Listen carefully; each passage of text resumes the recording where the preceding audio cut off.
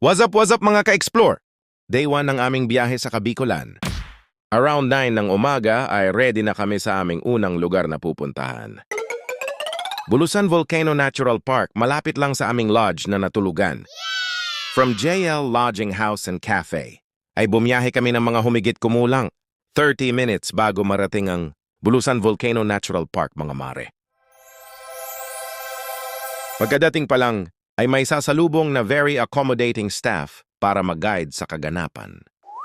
May mga fees na babayaran, ilalagay ko na lang sa comment section para may idea kayo kung kayo naman. Pwedeng maglakad pero mas pinili naming hindi mapagod agad-agad. Kaya i-jeepney ay aming sinakyan para mag-enjoy ang lahat sa tanawing matitingnan.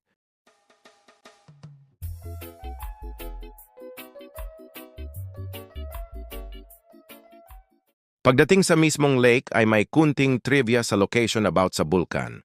Sa mismong lake at sa mga area na nakapalibot at pati sa mga hayop na nakatira dito. Wow! No problem sa mga pagkuha ng pictures dahil ang guide mismo ang kukuha para sa inyo.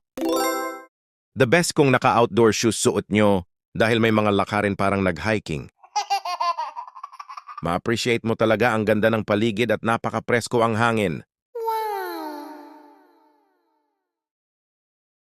Optional yung pagtawid sa hanging bridge.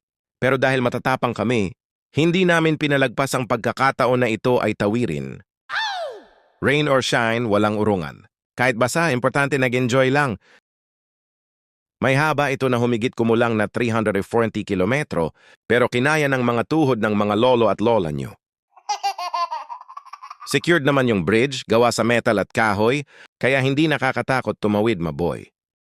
Next stop sa Barcelona, Sorsogon naman tayo mapapadpad. Comment kayo sa baba nang ma-shoutout naman kita mamaya. See you sa next video. Peace out.